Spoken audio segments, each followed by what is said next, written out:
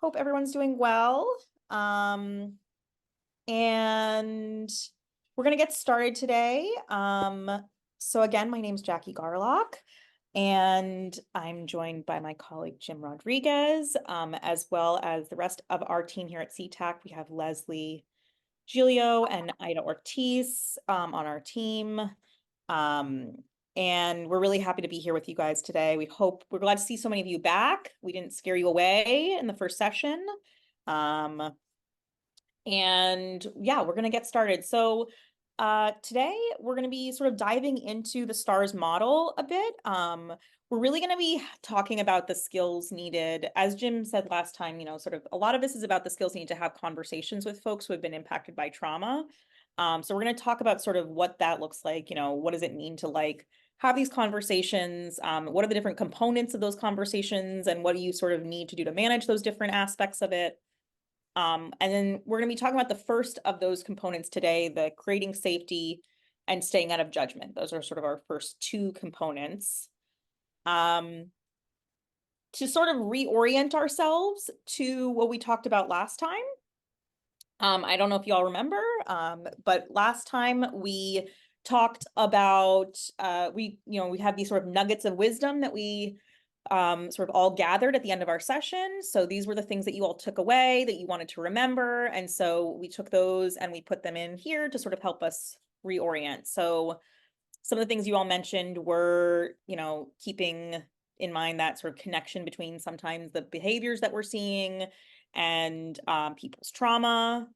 Someone mentioned remembering that we always have more to learn. Normalizing judgment. We're going to talk a lot about judgment today, so I feel like there's going to be a more opportunity to talk about that. Someone talked about flexing the muscle of using our trauma lens. So even when we know that there's a trauma, what the trauma lens is, and we are aware, it's sort of taking that practice and flexing that muscle.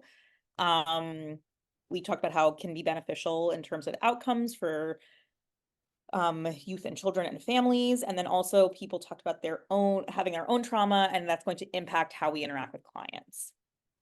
Were there other things that, over the course of the last week, maybe percolated or came up for you again, or maybe things that you, hadn't thought of in the moment, but that you all wanted to mention, things that maybe you were thinking about?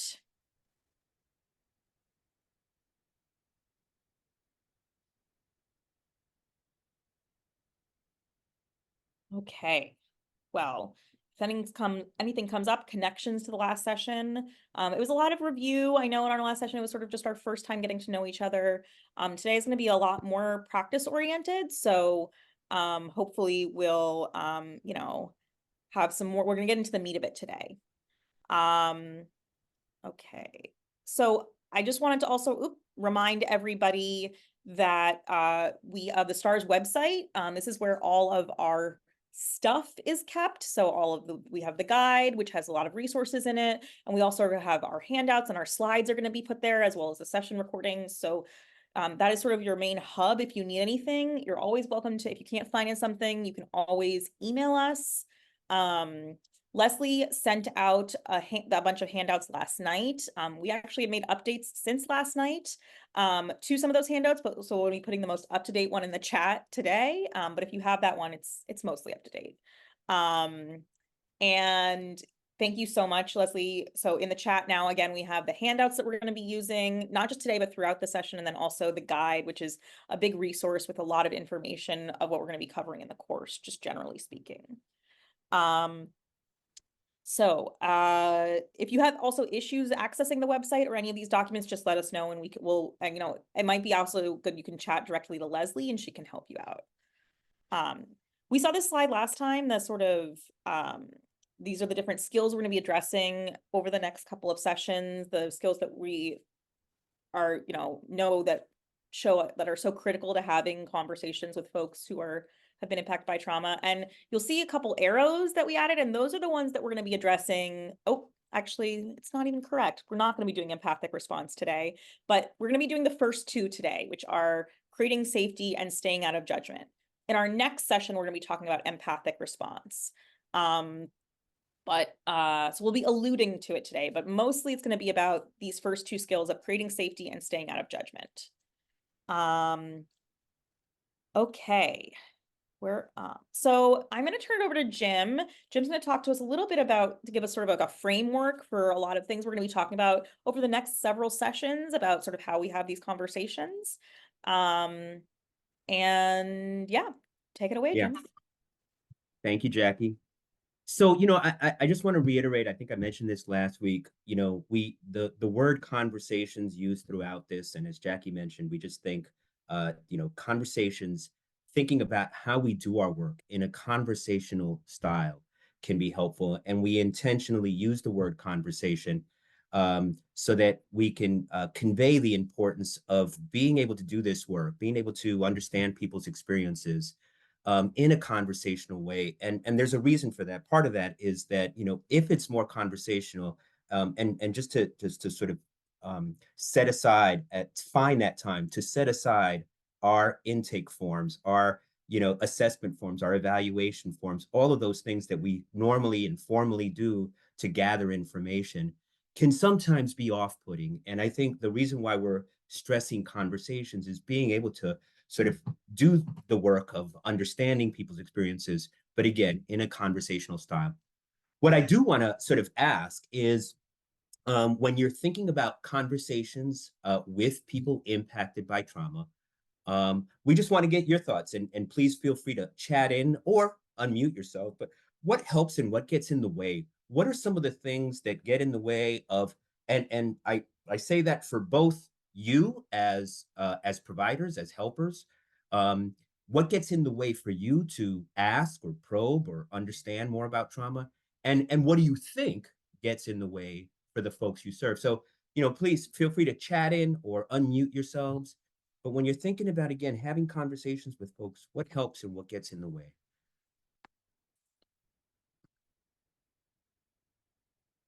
And again, for folks on my team, as folks are chatting in or responding, but please feel free to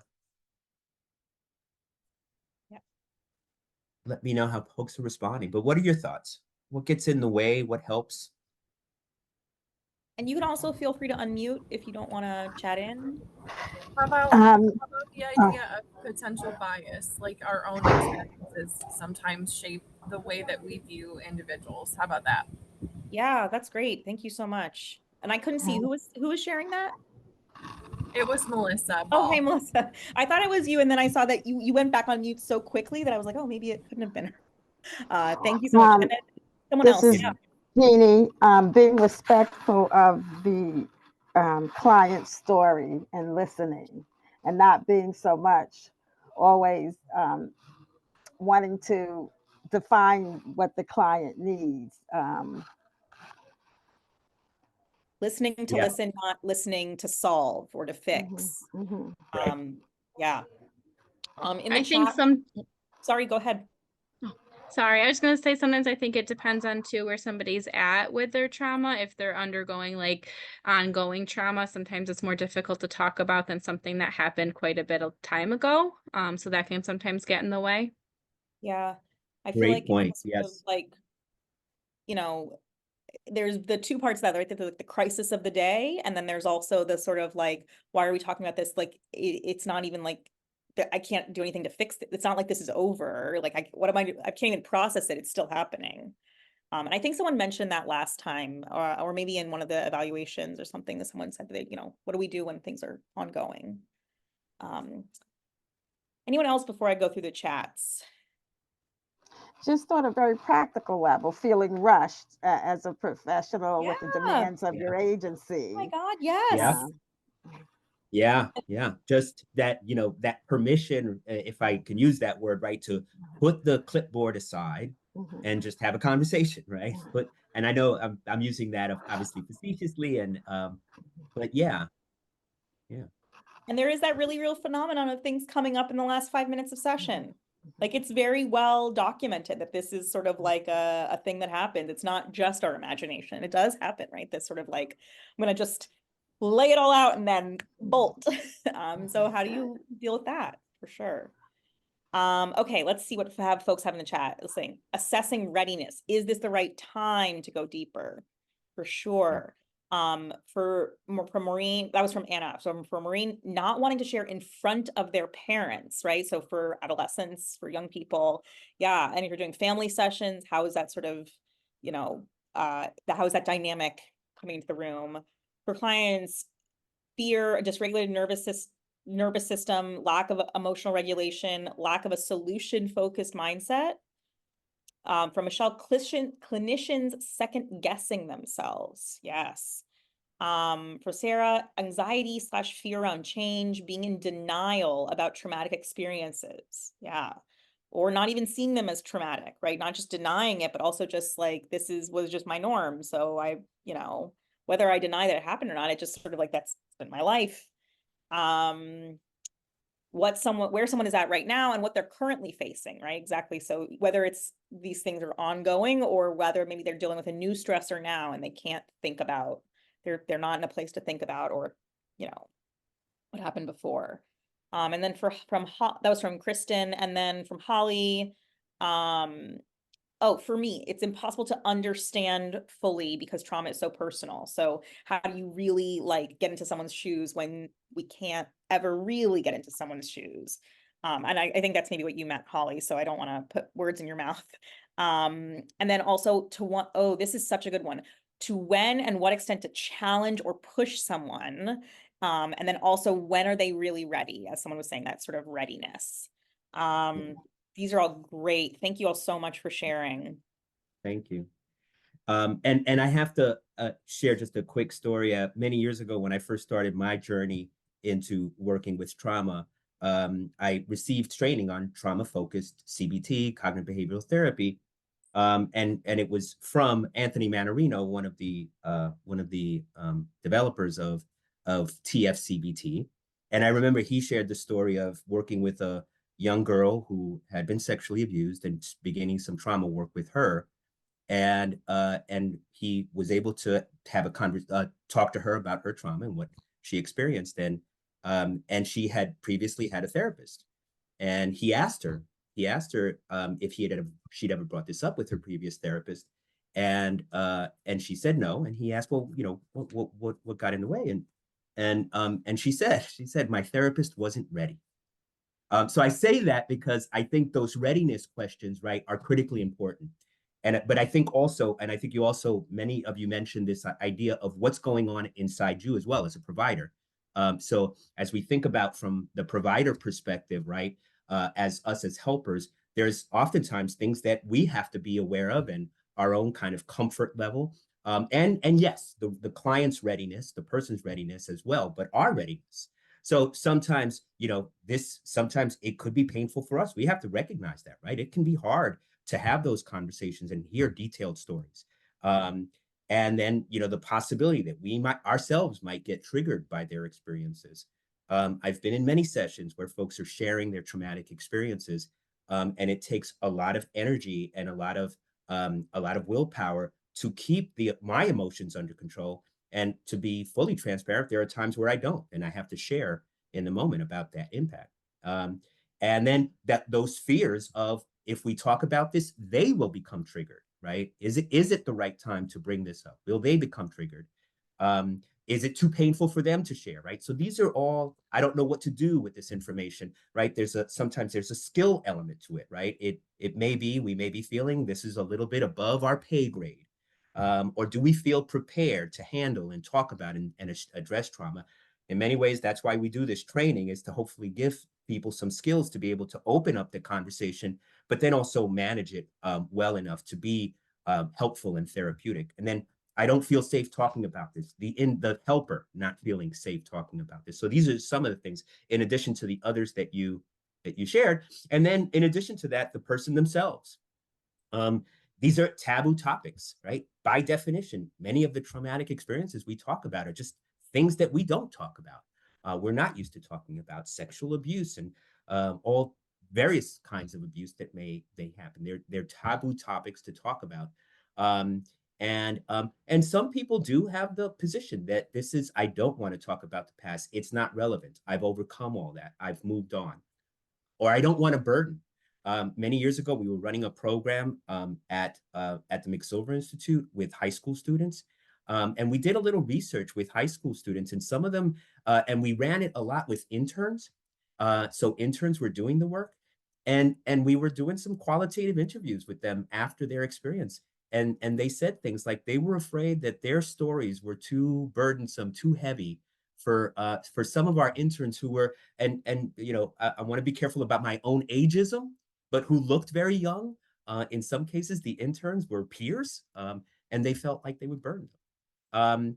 And then sometimes they won't believe at all, right? It's that, you know, if I tell too much of this story, sometimes the stories do sound like they're unbelievable. And I've had that experience on the provider side, where literally the stories just appear like something out of a movie, a book, that you wouldn't imagine. And then they don't feel safe. And then, you know, sometimes people with trauma have issues around self-esteem. So they may have difficulties telling their story, and feeling like their story is important. So as we think about this, all of this, right, it is, I think, some of those points that we just talked about focus on this notion of feeling safe, both for the provider and the person receiving help. So we just also want to open up for discussion, yet another discussion. So in your work, we're going to talk a lot about safety and building safety in the work. What do we do to create safety in practice? But we want to open it up to you all. What do you all, in your experiences, what do you all do to try to create safety in practice? Try to create a milieu, a connection with folks that makes it safe for folks to have these discussions. What are some of the things that you do to create that safe space? And again, feel free to chat in, unmute yourselves if you want to share.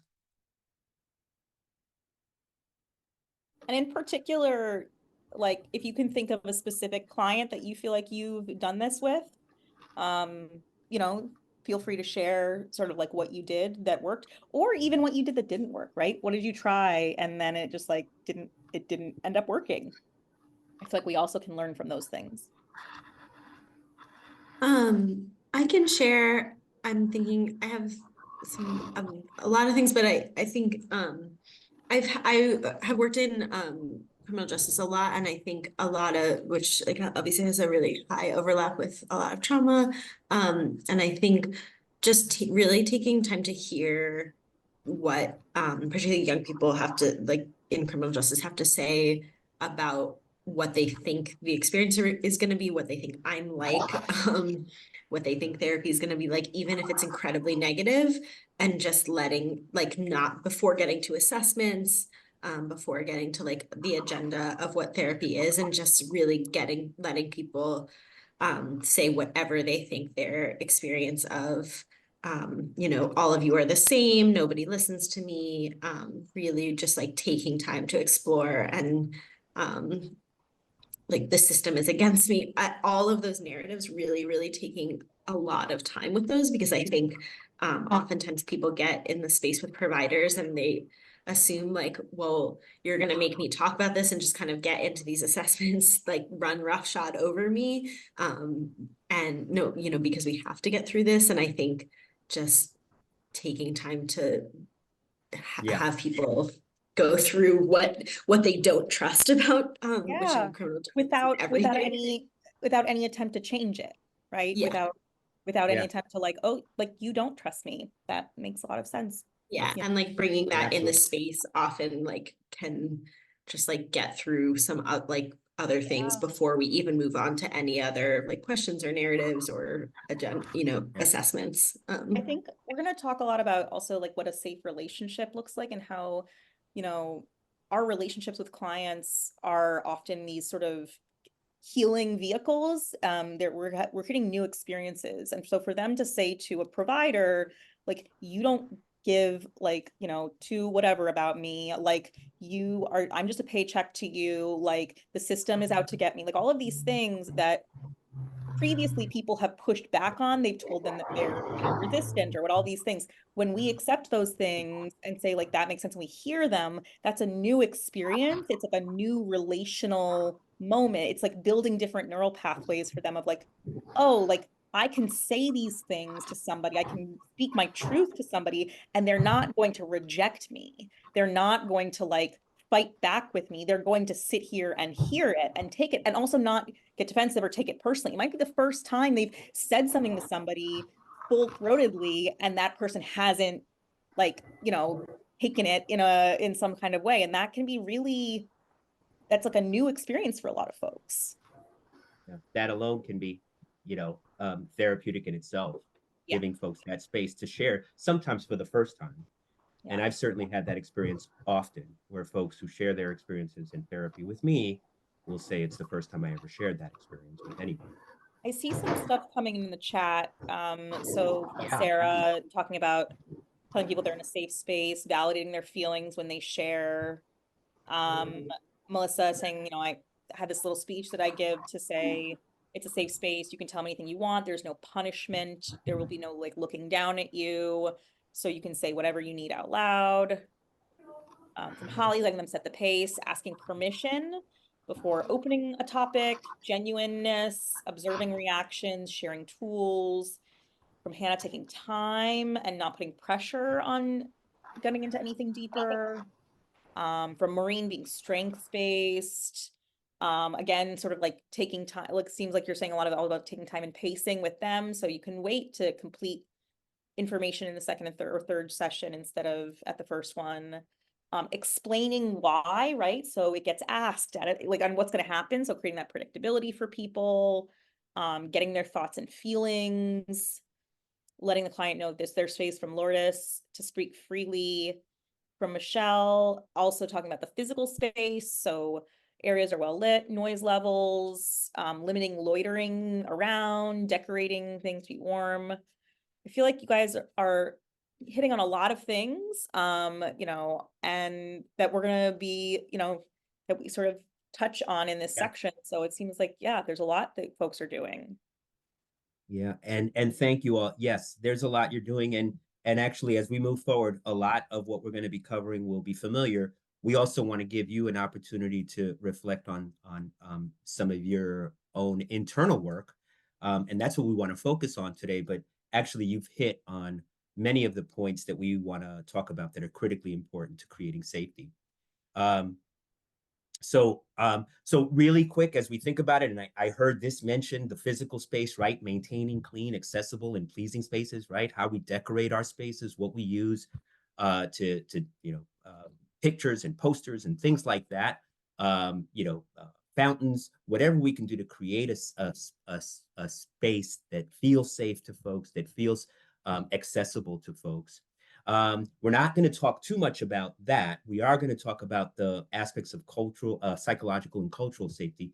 And this is where a lot of the things that you talked about, you all have shared, being able to have that confidential conversation and an open and understanding ear, that listening, that psychological safety just oftentimes comes from allowing folks to share their experiences and being there and being present. And again, there oftentimes can be challenges to being able to do that. But psychological safety, yes, is critically important. And then cultural safety, that they're inclusive, respectful. I know somebody mentioned earlier that what can get in the way is our own biases. And of course, we have many different biases.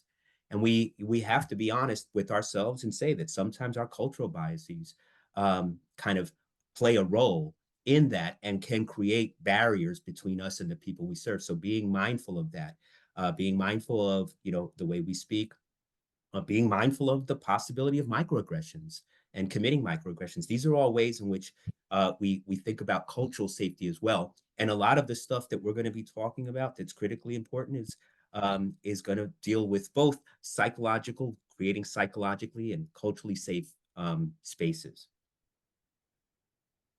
And Jackie was talking about this a little bit earlier, creating safety, the importance of predictability, of making sure that folks know what to expect when they come to see you.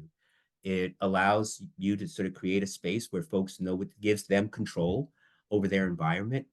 It can help to create like equalize the power differential. We always have to be aware of the power that we have with the folks that we serve, and think about ways, one, recognizing that we do have that power, and two, doing whatever we can to try to equalize the power relationship. And then that predictability also demonstrates respect and helps to build trust. So, and then more specifically, and some of you touched on this on some of these points, right? Setting expectations. Here, when I talk about creating safety and predictability, there's a lot of different ways of creating predictability in the programs, you know, and what I mean is just generally how you structure your contacts with folks, your sessions with folks, your meetings with folks. So sometimes there's other things that you can do. You can build in, you know, routines into your sessions, beginning with your opening sort of routines around how you do the work. It could be starting off with a check-in with folks, and there are, you know, at the very end, also having check-ins to seek for understanding and seek what folks got out of it. Here, what we're also talking about is predictability around the possibility of addressing and talking about issues that relate to trauma. So, for example, setting expectations during our work together, we may be talking about difficult topics. We may be addressing topics that have come up or challenges from the past. So in some ways, you're priming folks for the possibility of having discussions. It doesn't mean you have to have it in that moment, but that you may there may be times when you have difficult conversations, challenging conversations, and that could be talking about past adversity. Again, this is stuff that you can do early on in your work with folks to sort of create that space that gives them the heads up, that challenging conversations and tough conversations are okay to have, and that indeed we might have them. And then I think somebody else mentioned this, providing a rationale, right? So sometimes people may ask, why are you asking me about these events? Why are you asking me about that? So being able to provide a rationale. When we talk about education and we talk about providing information, we're going to talk more about ways in which you can fill in that ellipsis at the end. But sometimes, you know, being able to provide that rationale. Why do we talk about adversity? Why is it important to talk about these issues? And being able to respond to that. And then a couple of folks said, asking permission, of course. And that's a way of demonstrating respect and building trust, asking permission to talk about topics. So it can be, you know, folks who mention things in the course of a conversation around their past, and asking permission to go in there and see if they are willing to or open to or readiness. That's what folks talk about. And actually, this asking permission is a good way to check in for readiness. So ultimately, what we really wanted to focus on today as well is the importance of attachment and attunement in the work.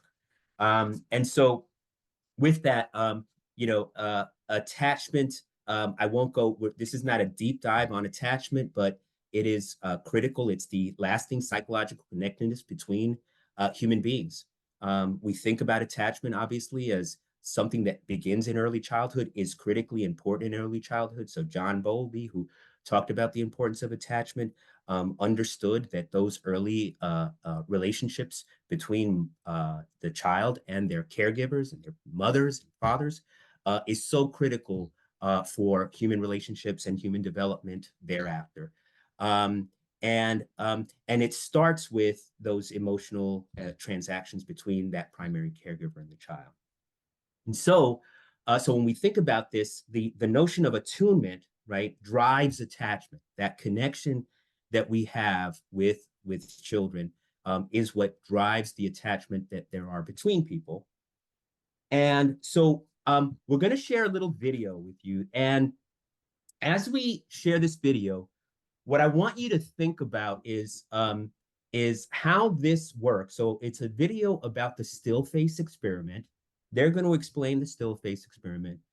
And what I want you to think about is, what can this experiment and this work tell us about adult interactions, about the interactions you have, and I should say adult or later life interactions. It could be your interactions with adults, with teens, with young children. So I want you to think about what this means for later interactions, your interactions with the people you serve. I do want to sort of, before I share this video, I just want to kind of highlight a couple of things. So sometimes this video can be difficult to watch because it also involves creating some distress for the children. So I want to give you all that heads up that the children will become distressed at a certain point as they explain the activity. And I want to say this, especially for those of you who are parents out there. I just want to stress this, that when you look at this video, short and or occasional non-responsiveness is not the same as prolonged inattention and neglect. And they say this because sometimes people watch this video and it brings up stuff for them as parents. And it certainly can bring up stuff for folks as children as well. So I'm going to play this and then we'll talk a little bit more on the other side. Again, keep in mind what this might mean for your interactions with the people you serve.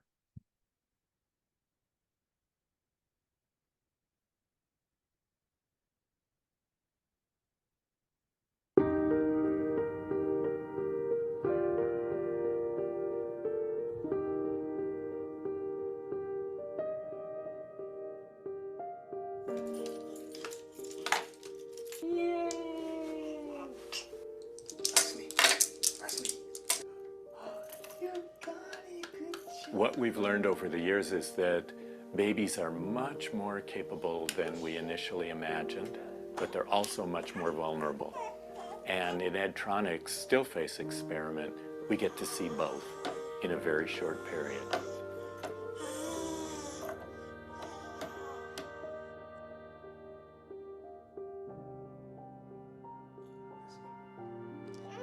We see the baby and the dad playing together in their routines. There are things that they know about each other and things that they do together, and it's fun. And then we ask the dad to turn away, and when he turns back, to keep his face completely still and not respond to the baby. And the results are almost immediate, and they're devastating. The baby looks to the dad and tries to get the dad to get back into those games. Hey, we were just playing just a minute ago, weren't we? We were having fun. What's going on? And then the baby starts to get frustrated when that doesn't work. So she'll have to look away and look around the room and find something else and then look back and say, now can we play? And within 3 minutes, the baby has really dissolved.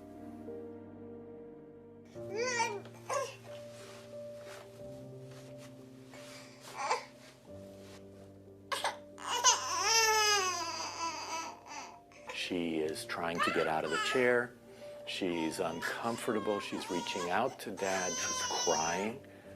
And then we ask the dad to turn away again. And when he turns back, to go back to being regular dad. And it's a joyous reunion. They get back into their routines, the things that they do together, the things that they were just doing 3 minutes before. And the baby settles down and gets back to the comfort zone that she's developed with the dad. What we see in the still face experiment is how able the child is to initiate and be part of the relationship between the father and the child, but also how much she depends on that relationship in order to keep an even keel. And when she's grounded and comfortable, she can explore the world, she can meet new people, she can try new things, and she's got that safe base that she can always rely on. And there's a trust level there. We can only begin to imagine what it's like for babies whose life is like that 3 minutes all of the time. And they don't get that responsiveness, and they don't get any help getting back to an even keel. And the results can be very tragic. They can have trouble trusting people, they can have trouble relating to people, and they can have trouble being calm enough so that they can explore the world and take part in the world. So we know that those initial relationships, that initial responsiveness and interaction between the father and the baby are keys to the baby's success as a child and as an adult.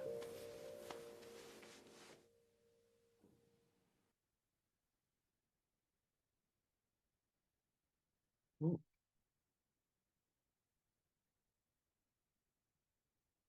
Huh.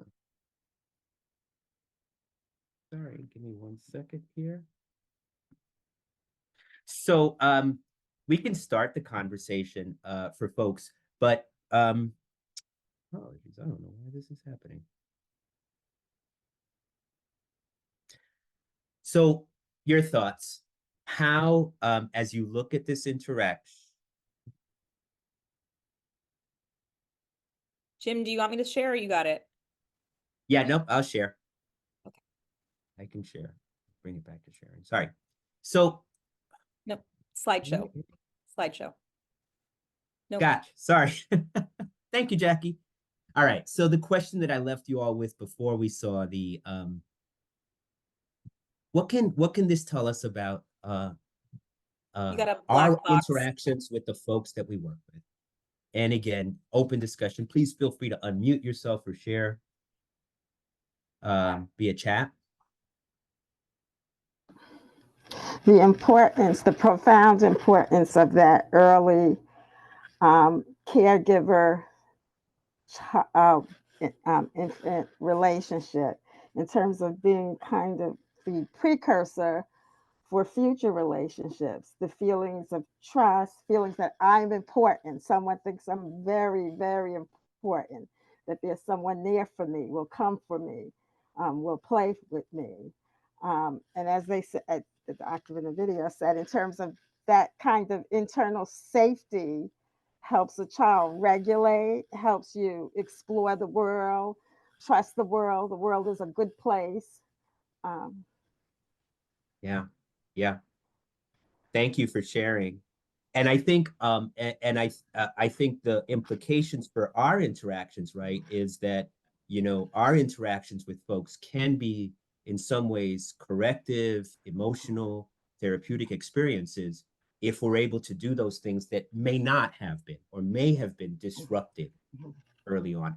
But what I'm hearing you say reminds me, right? What oftentimes can happen in our work with folks is that there is this enactment of past attachment disruptions playing out in our relationships with the folks we work with. Yeah. You're going to abandon me just like everybody else did. Right. Others. I think it's a good reminder too that sometimes trauma happens so early and it might be before somebody is able to even remember what has happened. So I think that's also a good reminder that this has kind of shown me. Yeah, great point. Yeah, there is such a thing as attachment trauma. And so, and then certainly we know diagnoses like reactive attachment disorder are real diagnoses. And so sometimes you can see these disruptions playing out in real time, in the present. Yeah. Others. Those experiences get written on the brain, and that's how we, in terms of future interactions in our lives, that's how we respond.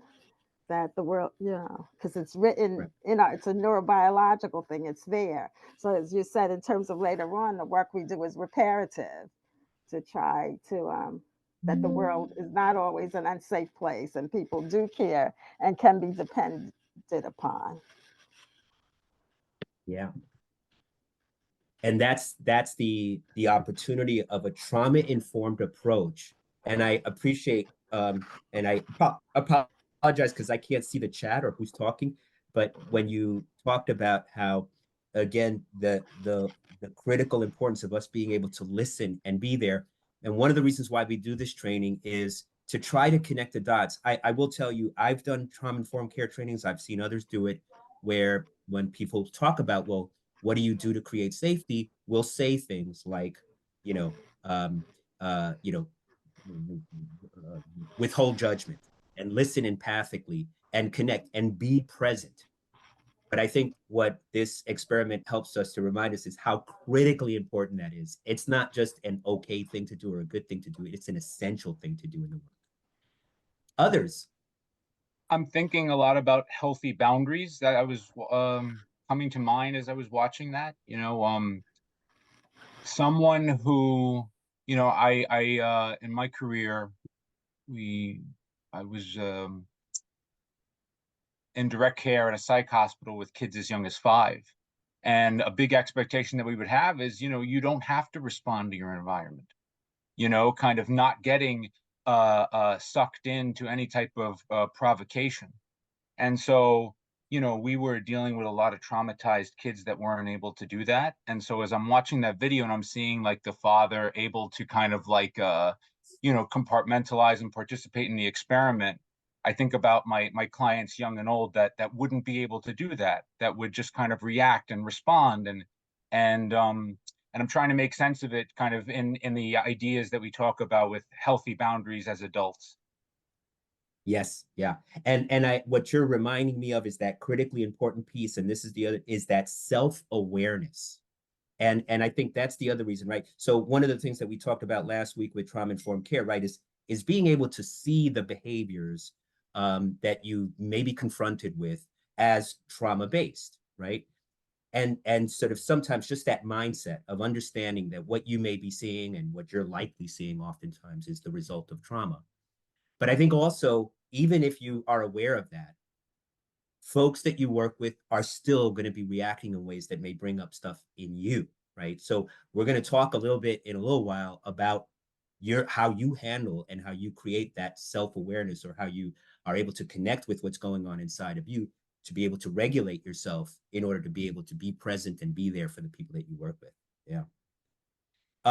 Jackie, I'm going to move on, but any other comments or last comments or chat-in comments?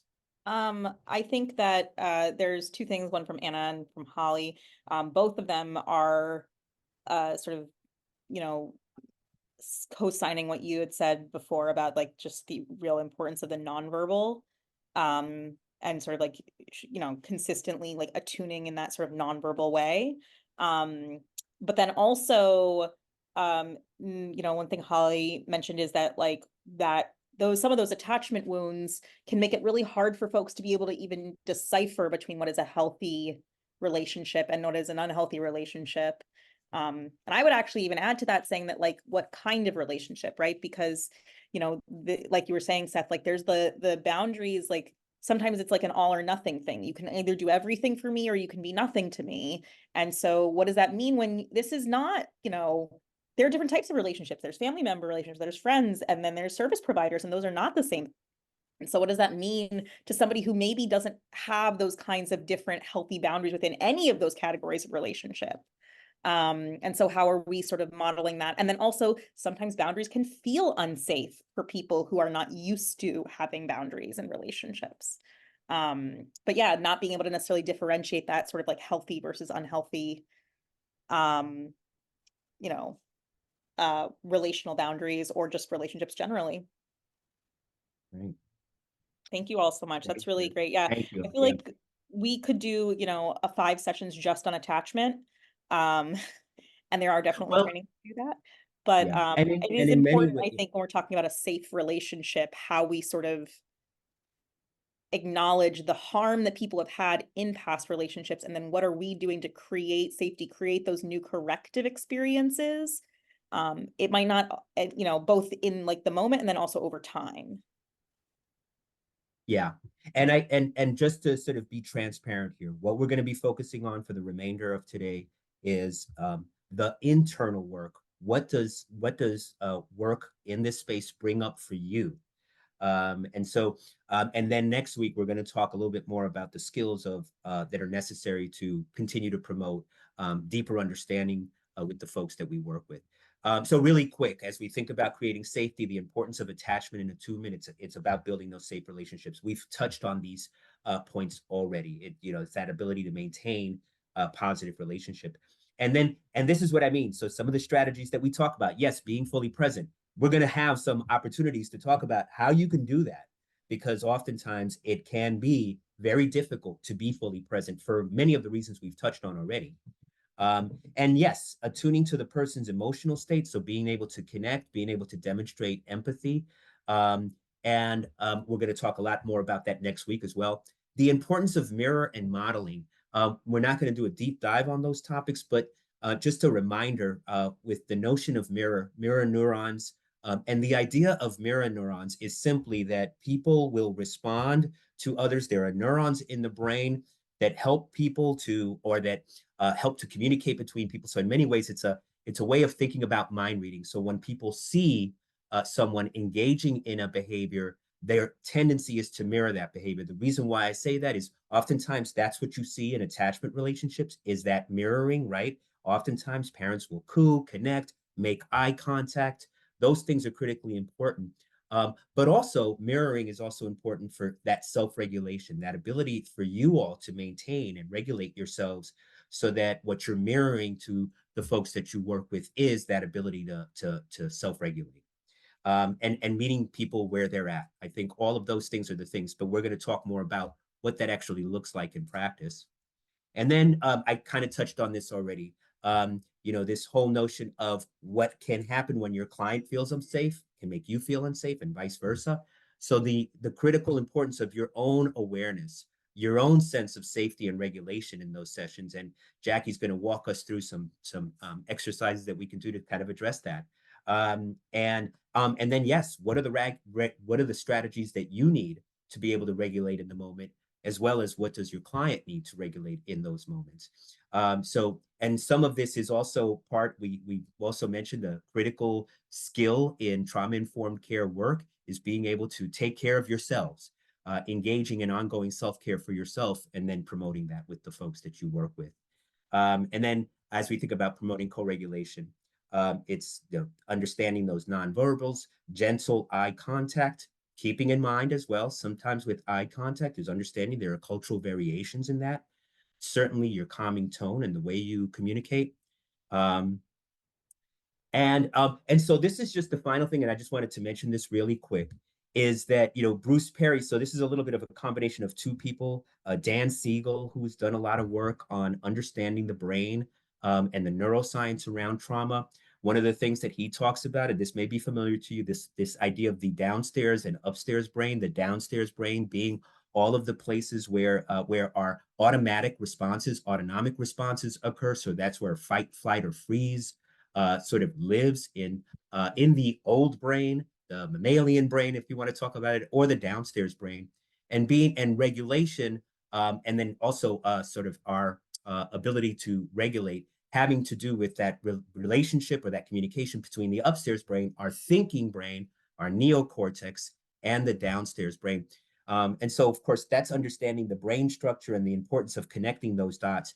And of course, what happens with folks exposed to trauma is that oftentimes that relationship and that communication between the upstairs and downstairs brain is heavily impacted.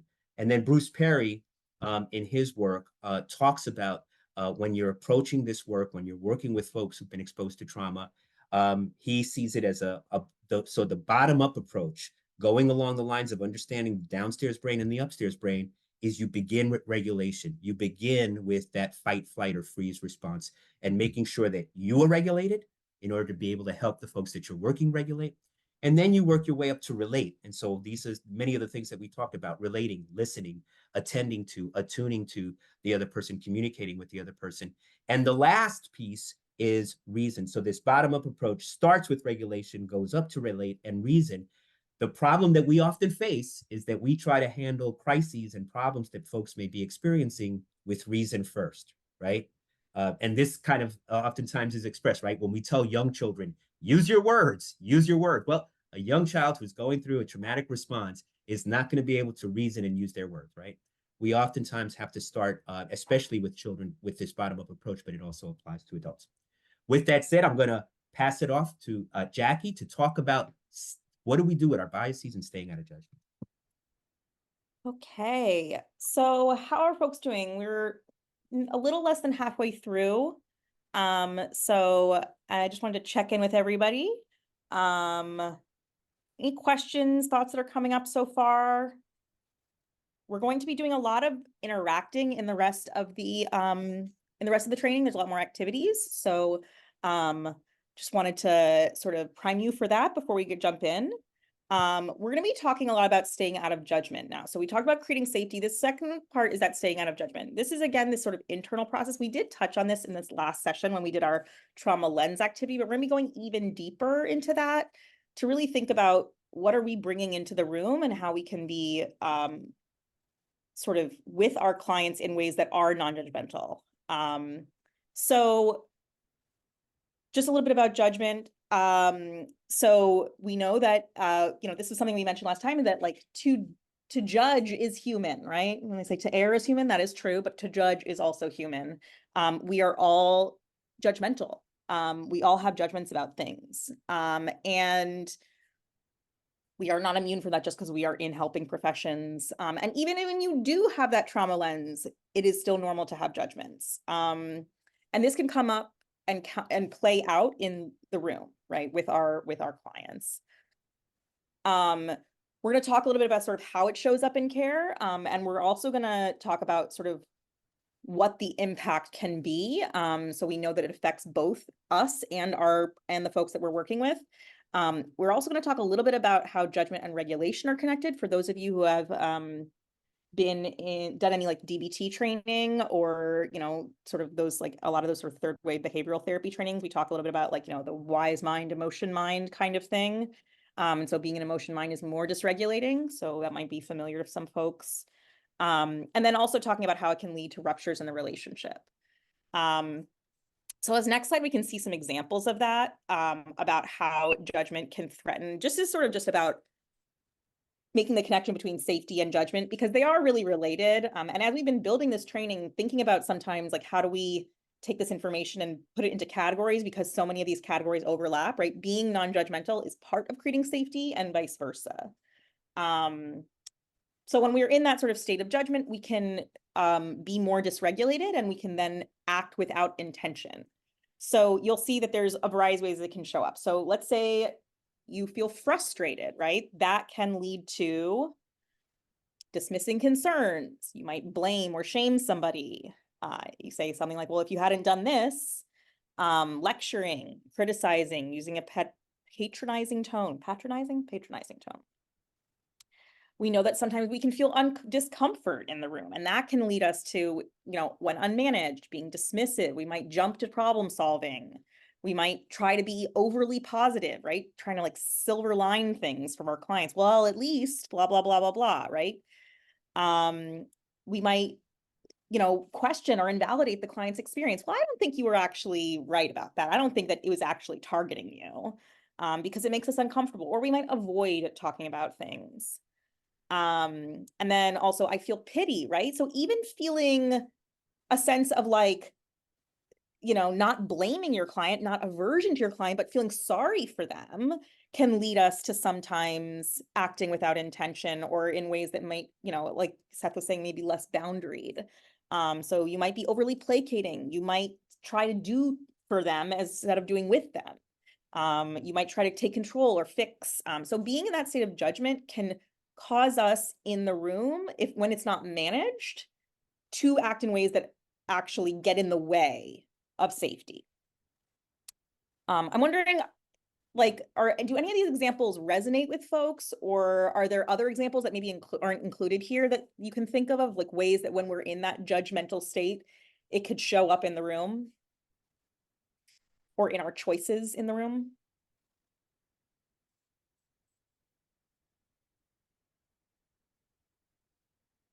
For you all, yeah. What are yours? What are your ways in which judgment Facial expressions, yeah.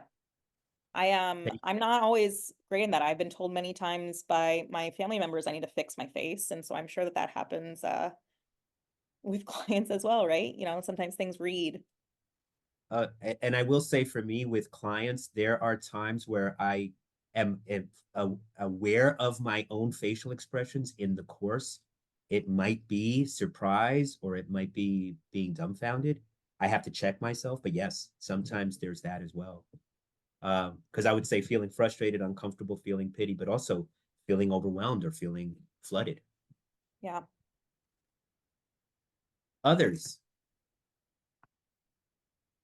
And again, we're kind of defining judgment broadly, I think, as As Jackie showed in the previous slide, right? Judgment we include things like countertransference, our implicit biases that come up for us, all of these different ways. Others?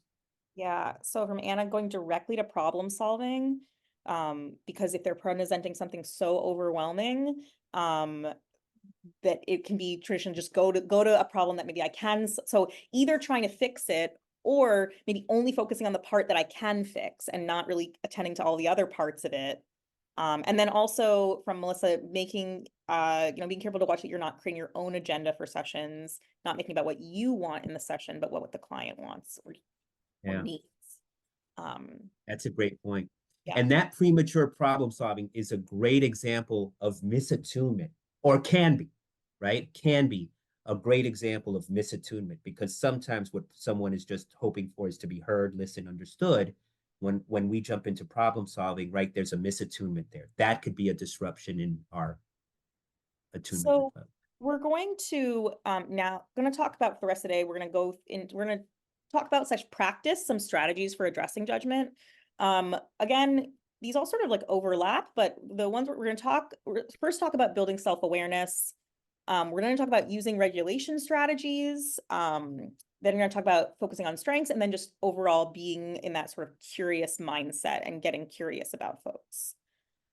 So we're going to start with this first one, building self-awareness. I am going to, let me see if I can put it in the chat. So I realized that the handout that we have for this next activity, I think I may have mentioned this earlier, is not the correct handout. We have a different version. So I'm going to put that into the chat now, so that you all can download it.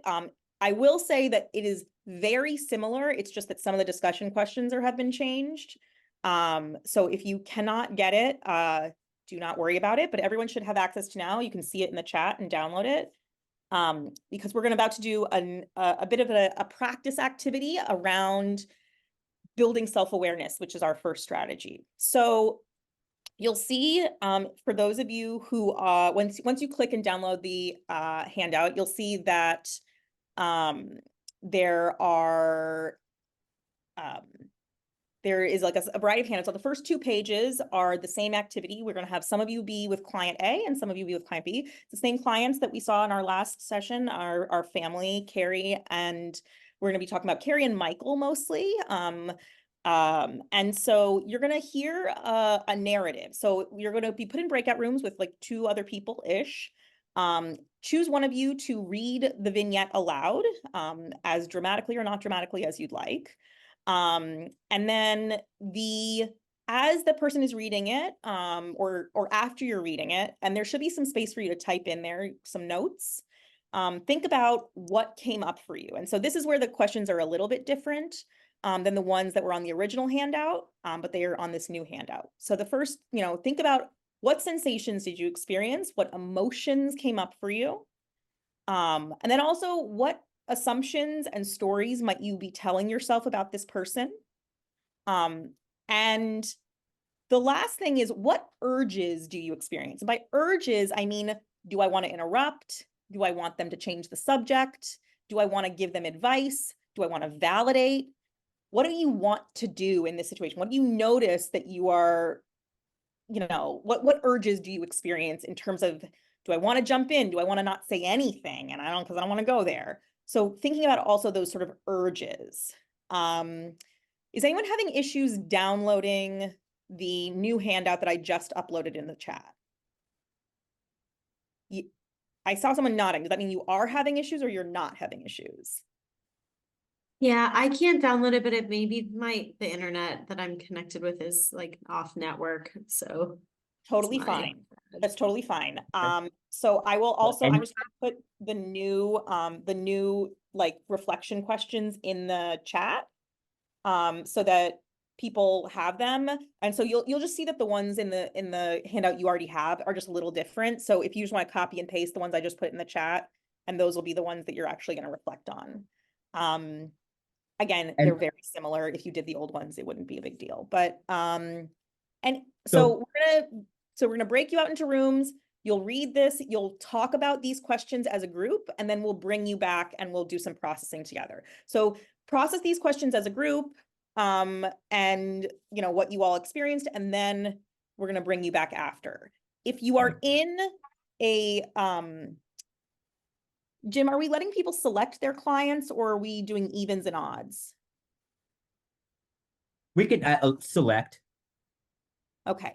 So you'll have two options for clients.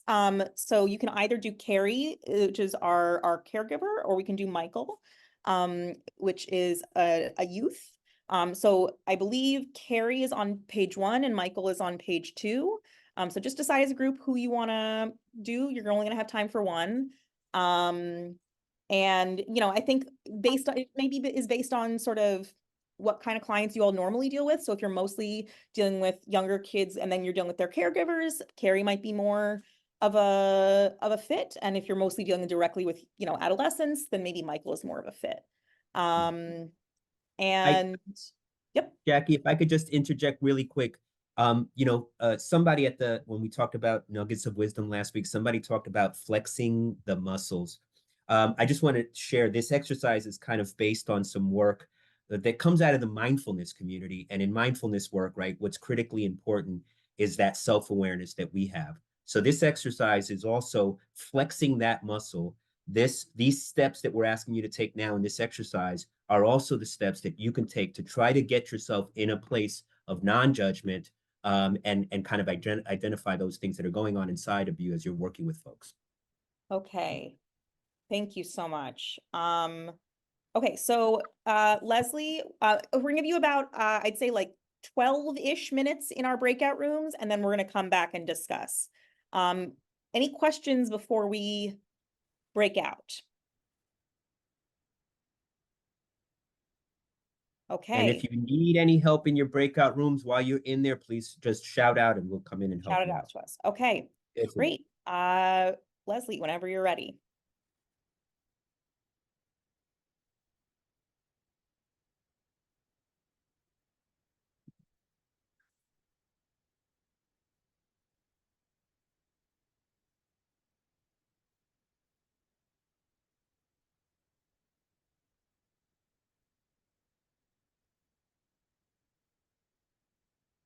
Kristen, you all good?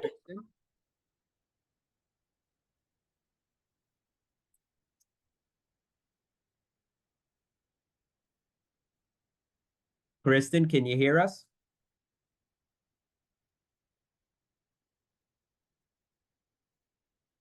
Leslie, could you kind of put Kristen in a breakout room, or? I invited her to one, but she has to. But you can't. Okay. All right. No worries.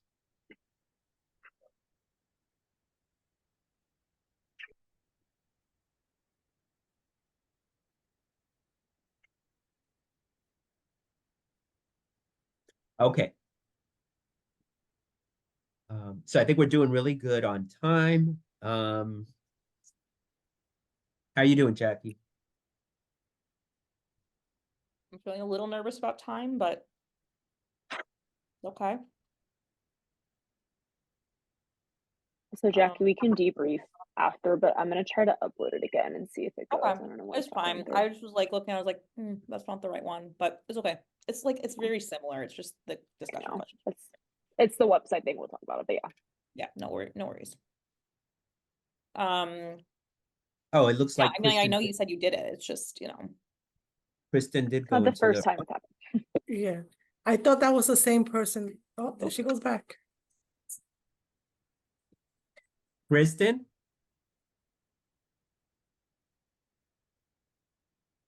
Hey, Kristen, are you there?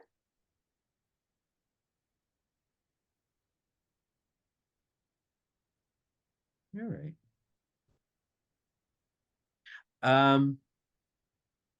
Well, you know, it's at least as far as our timing goes, we were right at time for the safety piece. So we are good there. Yeah,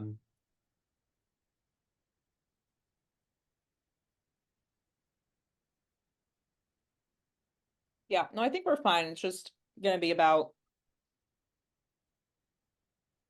discussions, and then you know, we have potentially both Tonglen and the, you know, thing, so just figuring out.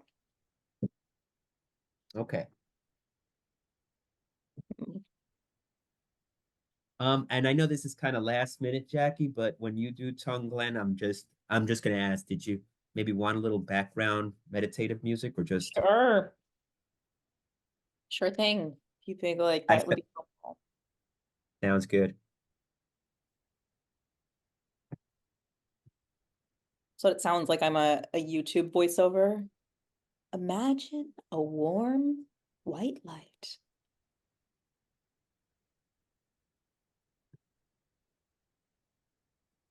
I gotta say, I don't White think, light.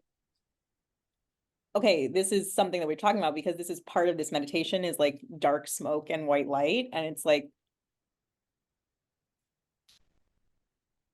you know, Kristen says she lost her One sec. connection and it came back. oh, okay. Hey, Kristen, so I sent an invite to a breakout room. So let me know if you're not able to see that or join.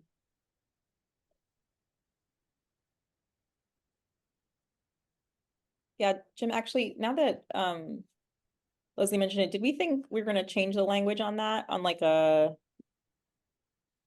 just say radiant light? Or like Yeah. yeah. I see what, yeah, warm light. I Instead of- usually use warm light.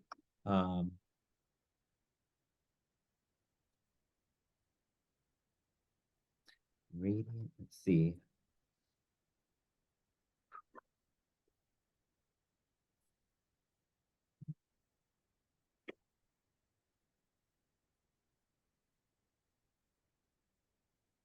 Okay, Kristen. Kristen, do you need, I see Leslie put in there, do you need another link to the breakout room? So Jim, it looks like your connection is still kind of cutting in and out. Okay. So Kristen, I put it in the chat, but feel free to reflect individually. And then when Yeah. we come back, feel free to chime in as well. Yeah. And sorry to hear that, Kristen, but yes, this is also primarily an individual activity to help folks connect to their own, thoughts and feelings and judgments and ideas. So please feel free to do it, and then we can certainly bring you into the conversation.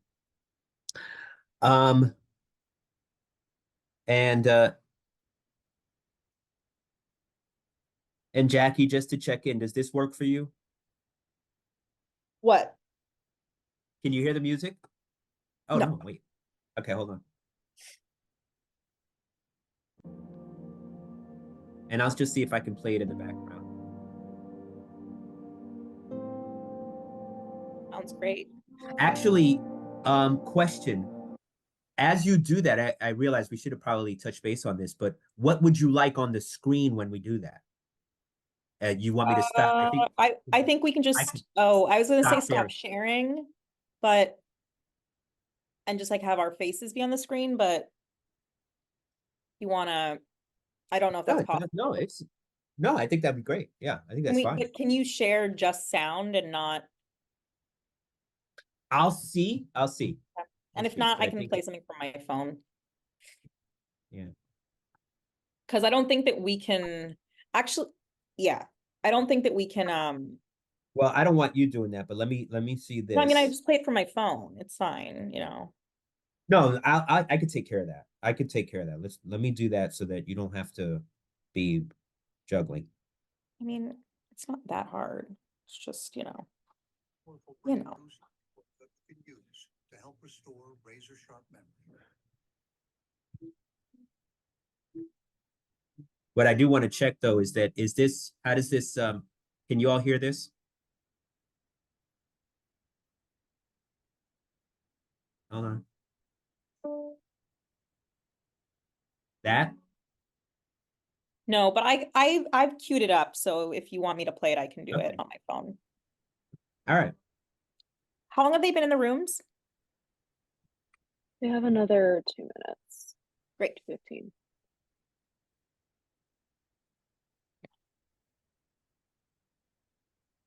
I feel like we probably should have gone and checked on them, but Well, and Leslie, I know you can broadcast, right? So, if you want to, how far in are we? We have just one more minute. Yeah, one more minute. Oh, okay. Oh, and Jackie, I'm sorry. When folks come back, do you want to just have the conversation or do you want me to bring up the slides with the additional prompts? Or just have Why don't we just have a conversation like this? I think it's fine. Okay. Yeah, because you put the questions into the I did, but I don't, no, I that's good. don't, I mean, I don't know. It's up to, No, what do you, I'll come back. That'll be fine. I'll come back with the, slide 26 with what tricks or hacks, so we can have that discussion as well. yeah, we can do it we can bring it back for that. Okay. Oh. Oh. I thought this was just allergies, but I feel like I might actually be getting sick.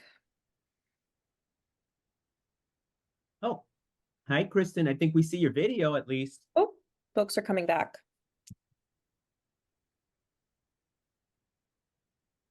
Wave, Kristen. We can see you. It's a good sign. All right. Okay. Welcome back, everyone. Do we still have Welcome some back. folks that are straggling back in?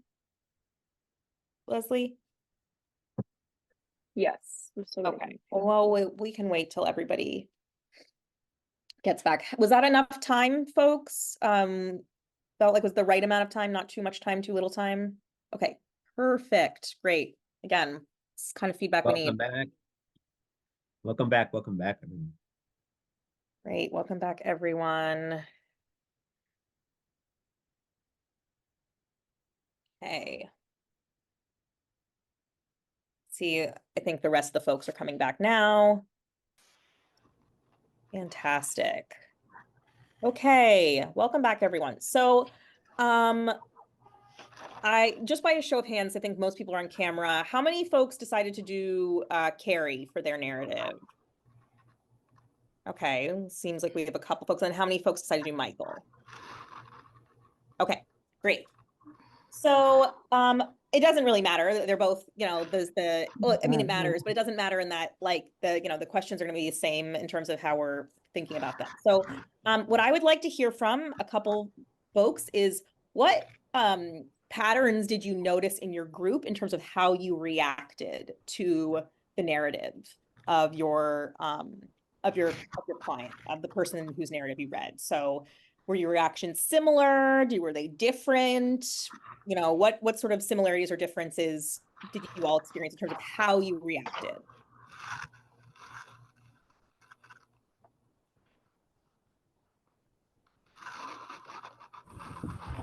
This is Melissa Ball. I think that maybe in our group, the parents who have children reacted in a certain way. And then we noticed that maybe folks that didn't have children reacted in a certain way. So maybe that was a pattern.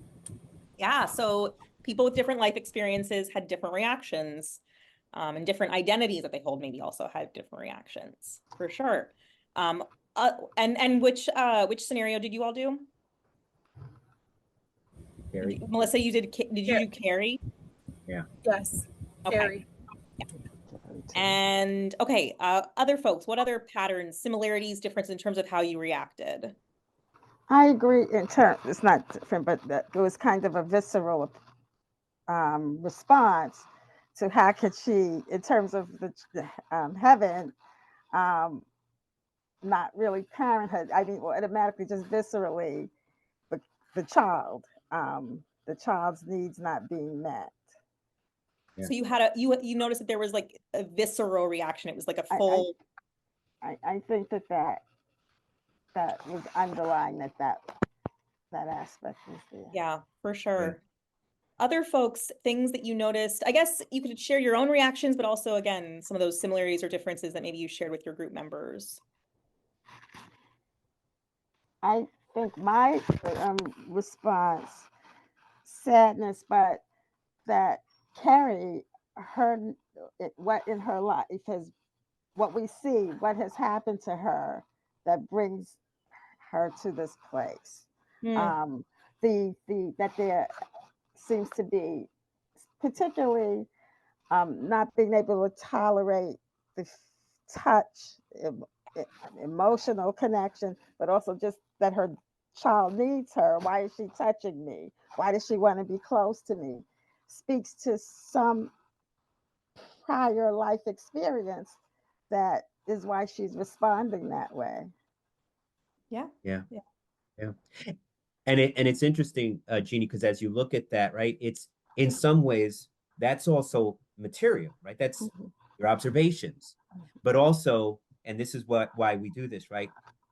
The judgment, right? That visceral response, and Melissa, you touched on it as well, right? If you're a parent, that scenario can bring up some stuff. It's going to bring up some stuff in you, right? And I want to be clear, as we were saying earlier when we talked about how normal it is. It is. We just have to recognize it and own it. It is perfectly normal to have those kind of reactions, to feel why can't she just attach? Why can't she just and that's part of the work. Jim, we actually, it's very interesting. The parents in our group actually kind of empathize with mom. Yeah. There's a level of identification. So it wasn't, Fathers are like all over you. yeah, like I was just like, Interesting. listen, I am Yeah. all day working with children and like sometimes I get home, I'm just like, don't touch me, don't talk to me, give me 20 minutes. So we didn't have that huge intense reaction. We actually, the folks that didn't have children were all like, oh my goodness, that's awful. And a couple of us that were parents were like, we get it.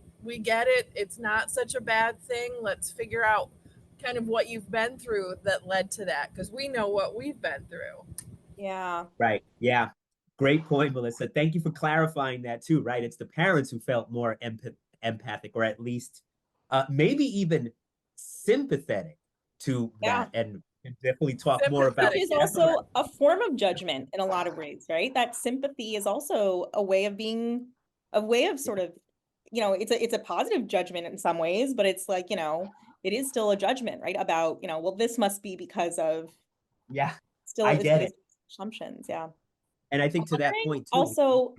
sorry, for groups who work with Michael, maybe if we could hear from you all in terms of sort of similarities or differences you noticed, and maybe what you think accounts for those differences, right? So one thing we heard with Carrie is that, she's talking about her child, and so whether you are a parent or not really changes how you react to what she's saying. What about for Michael? Yeah, it's interesting. I mean, we're all adults in this group. And so I think I know my reaction, I think it was somewhat, I don't want to speak for my group, but it was somewhat mirrored, was that like it was some of our first reactions were sort of like, this is a really hard thing to listen to, like a little cringy, not wanting to like it was some of the language that Michael used towards his mom was difficult for us. Yeah. And so like, wanting to not necessarily like correct him, but also not wanting to like validate things that aren't valid. That urge to potentially correct or to be like, ugh. Yeah, for sure. I don't think we like over-identified with Michael. No, but I think that's an age expect... thing, really. We're not children, and so we weren't like, yeah, you go get your parents. Like, but we've all been young people, right? And so there is, maybe there is like, depending on your relationship with your parent and what it was like when you were an adolescent. I don't presume to know anybody's life experience in here, but even so part of it is life experience, but there's other things that cause us to have reactions, right? It's not just whether it reminds us of our own experience. It's also, there's other things that make some people react in different ways. I think for example, our experience in the field, right? Does this remind you of young people you worked with in the past, as opposed to like, is this the first time you're hearing this kind of, thing from a young person? That's what I was gonna share. Just that this, like, I feel like this is an everyday conversation for me working with teenagers like this. I hear this all day, every day. So yeah, so it's something that's more common for you to hear this kind of stuff. Yeah. So I Well, also just want to, sorry, go ahead. No, I just want to point out, and this is for everyone, and Hannah, whether you hear the stories, whether the stories are familiar to you or not, I think the critical piece to this is that those steps that we just went through, kind of knowing what sensations are coming up, what emotions are coming up, what assumptions are coming up. Part of the work is always training ourselves to do that, to be able to ground ourselves. And then, I'm sorry, I'm going to bring up some slides because I know, but the idea is then what do we do with that? Because the important part is, before we get to that, Jim, before we get to that, yeah. Oh, sorry. You don't. Okay, sorry. I just also wanted to ask folks, like, based on these things you noticed about your own reactions, how might that show up if you imagine that Michael or Carrie are your clients? How might that show up in the room, right? We talked a little bit about facial expressions before. So I know that, we think about that, but are there other ways that your reactions could read to a client? So I'll jump in here. I think the way you angle your body, like not just the way that you put your face, but I think when you're open, like your shoulders are back and whereas like if you're off put, it's going to be more of this, like, I don't want to hear this from you, even though I'm not saying that out loud. Yeah. And so like for me, I work with kindergarten through 8th graders, and now I just transitioned in the last week to a different unit. So I'm working with kindergarten through 12th grade. Oh. And so, yeah, programmatically, there's been some changes, but the way that you physically orient, or if you are giving them your side profile, depending on where the chair is in the room, will read to the client that you're working with a little bit differently. Yeah. And that will tell that person what you think about them without you having to say anything. Yeah. Right. Yeah, that's a great point. Thanks, Michelle. Other folks, how might this read in the room? And again, it can be physically, but also in terms of, think about those urges, right? That urge to jump in, to correct, to change the subject.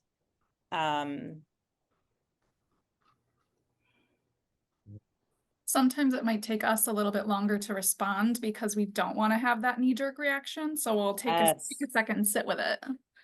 Yeah, and people might read different things into that pause. Yeah. And, we don't even know what they necessarily read into it. Right. Yeah, for sure. Even in our best effort to not be judgmental and snap decision-y, there can be a reading of what that means. Other folks, how could this show up? I wasn't sure who shared, but someone said this seemed like every day to me, and some of the stuff is very common where I work as well. And I was just kind of having a thought of thinking about how, because it feels so routine, that someone might take that as me not caring or not thinking what they're talking about is a big deal when it's a huge deal to them. Yeah, for sure. That's this great, will be the first time they've expressed this. Mm-hmm. And actually, Caitlin, I think to piggyback on that, sometimes it could also get in the way of further exploration, right? Because sometimes what can happen is, I know how this story is going to end, right? So it can get in the way of deepening your understanding of that specific person's experience of the event. Yeah. So now we can bring the slides up. The next thing is we think about, we all have these different judgments. We're thinking a little bit about where those judgments come from. So when I'm asking why some of those things are similar or different, what I'm partly asking you all to reflect on is sort of, where do those things come from? Why do I have this specific reaction to this person, right? Because or maybe don't have the specific reaction. And then, so thinking about sort of where our reactions come from, and then how they're showing up in the room. And then the next thing I'd like us to talk about, and I'd love for folks to share their own strategies, because again, I think this is sort of one of the ways we can help, build on each other's knowledge, is what do you do to manage those things in the moment, right? You can just tell yourself, fix your face, be aware of your face, and that's great. That's part of it, is being aware, right? That's why we say building self-awareness is the first part of this. But now that when you're aware of it, what do you do about it? And this is probably the more important question, is the self-awareness, but then what do you do when you're aware, when it's bringing up those things to sort of remind yourself, bring yourself back? Any hacks that you have, tricks, tips?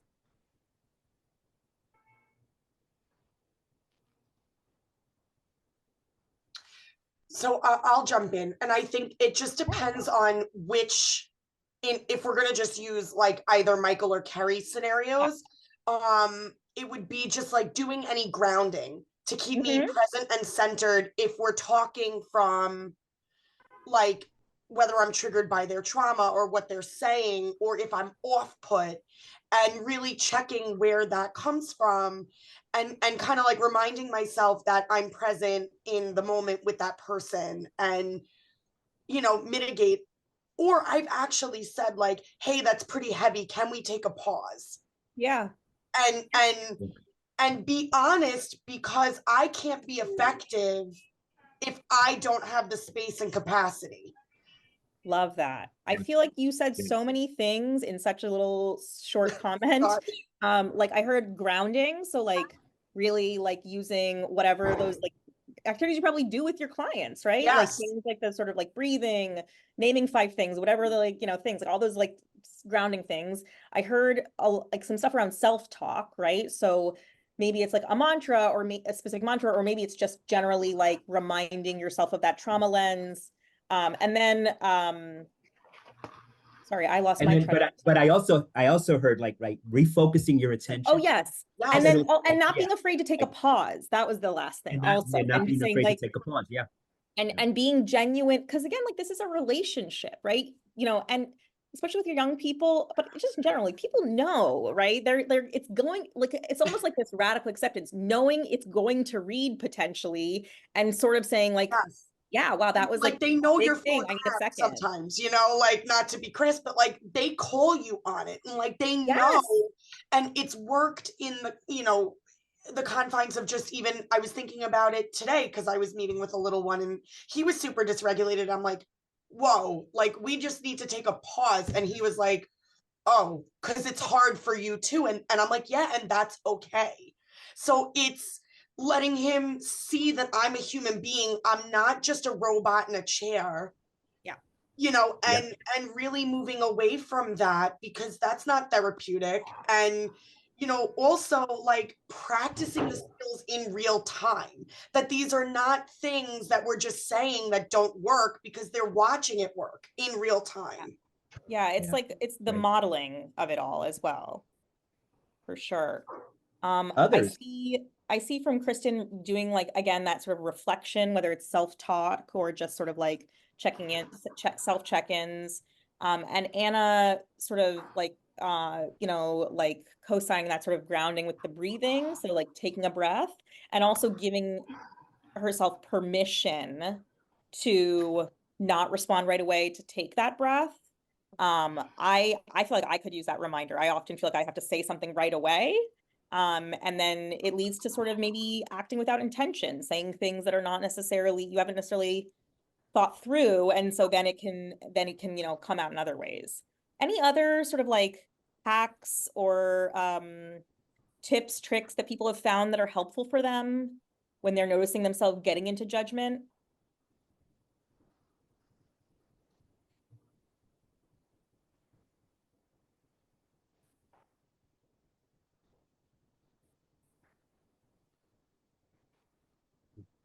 I used to, this is just a personal thing, but like in terms of like the grounding sensations, I used to have, like when I was doing like more community-based work, I used to get one of those like really, tingly Burt's Bees, like chapsticks, like the ones that have like menthol in them. And, because it like sort of makes your lips tingle, right? This is connected, I swear. But it's the sensation and the smell are like pretty more intense, right, than your average chapstick. And so it was like, it's sort of like a multi-sensory experience. And I found that was really helpful for grounding in the moment when I was with a client that was maybe like, I was experiencing some judgment or distress or whatever it was. It would help me to sort of take it out. And it's very subtle, right? Like no one's going to be like, oh, like you're not present with me because you're putting chapstick on, but it helps to sort of like that sensation on your lips, the smell of the menthol. That was always my sort of like, and also just honestly having it felt almost like a sort of comfort object. Like I know it's there if I need it. Really was helpful. And so that was sort of my little like secret weapon when I was, but you know, and so whatever, if there's something like that that works for you, right? Whether it's like, you know, like some people have like a little like talisman of some kind that they can hold on to or something. Maureen talking about using Reiki. Oh man, that's a great skill set. I feel like we should probably, you know, I'll take a lesson from that. So doing things to sort of like focus on the energy in the room. Fantastic.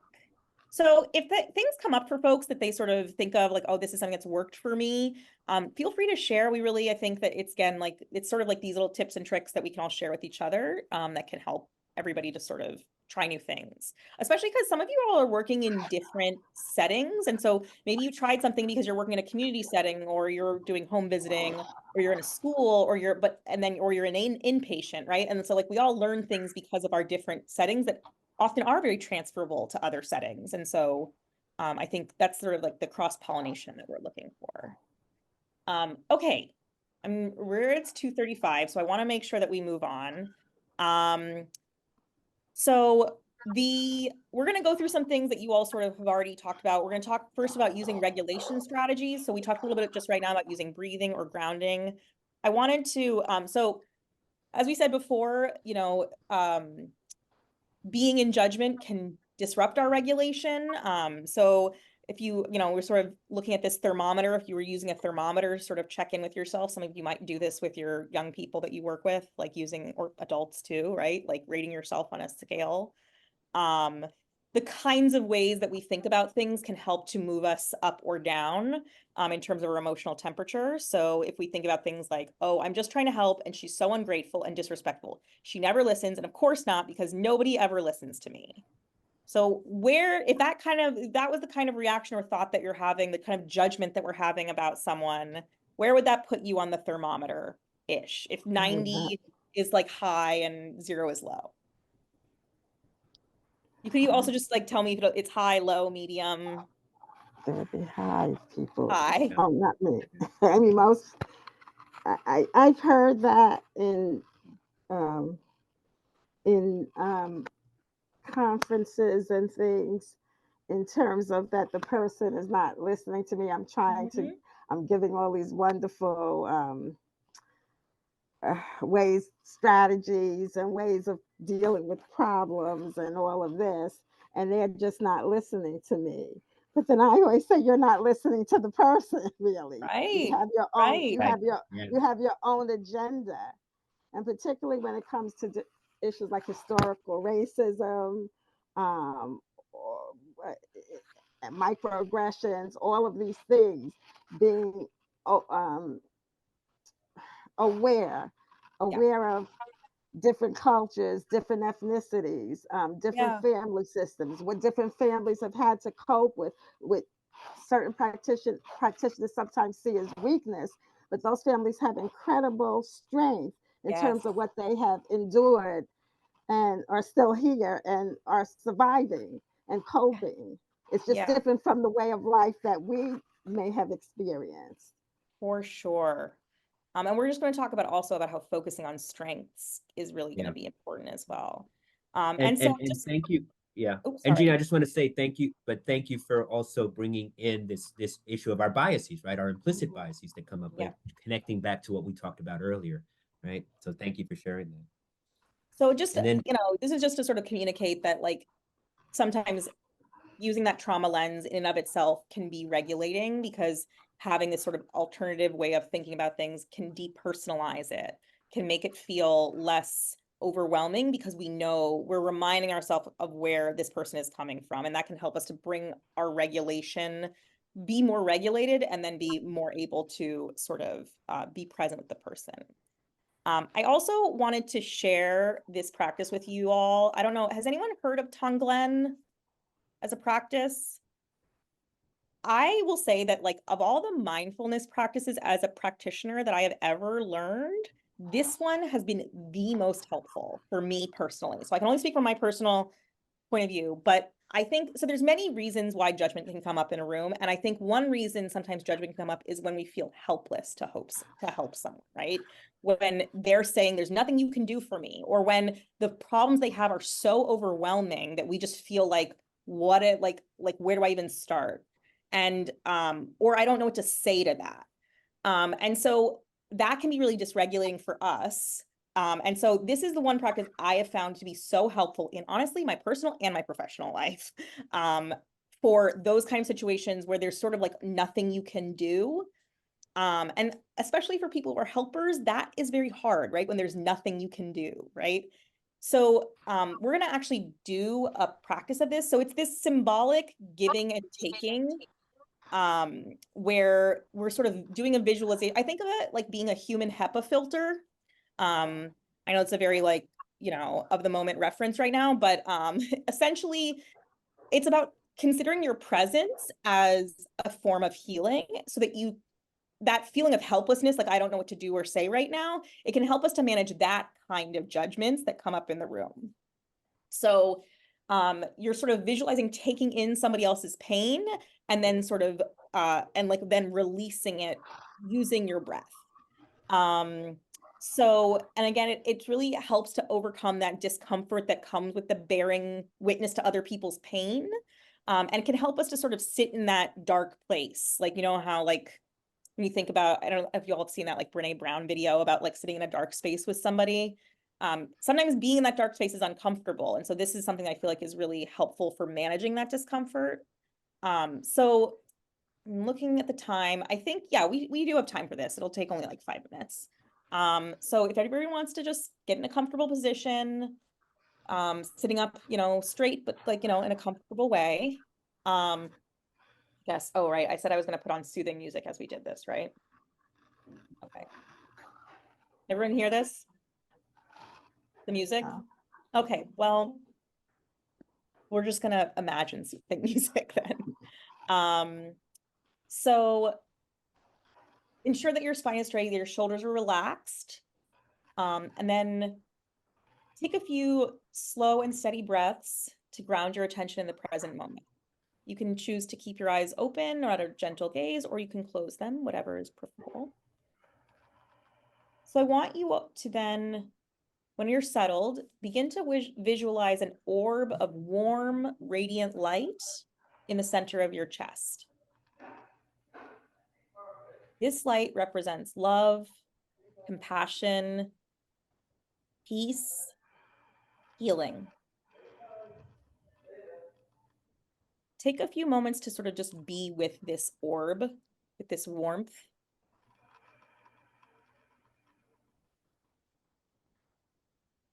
When you feel grounded on it, allow your mind to identify difficulties that are in the room with you. And it can be your own difficulties, but it can also be, in this case, we're thinking about someone else's difficulties, right? So you have somebody who's sitting with an unfixable problem. You have somebody who's in pain. And imagine those fears, their concerns, their pain as this dark, heavy cloud, a cold, actually more like cold, heavy cloud, right? The kind that gives you chills.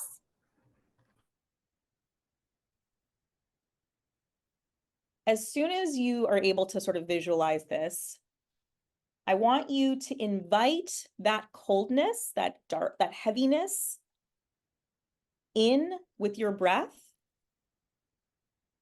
and take those in and invite them into the warmth in your chest.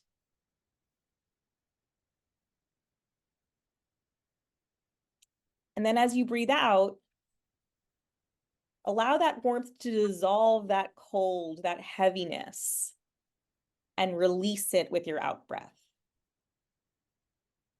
So let's try, we're going to take a couple of cycles of this. You're going to breathe in and invite that cold heaviness in. Allow the warmth, bright orb inside you to dissolve it.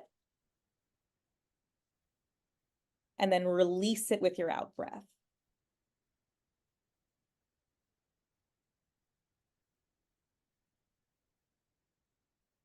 Take some time to do that, maybe 1 or 2 more times.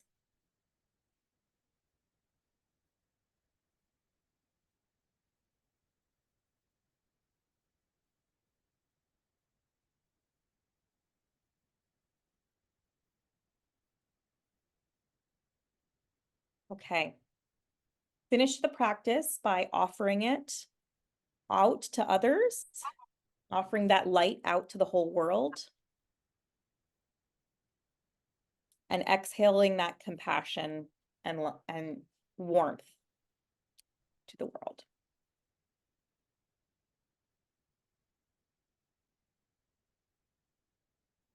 Amazing. Okay, whenever everyone's ready, you can come back. Thank you, Jackie. Thanks for that, Jackie.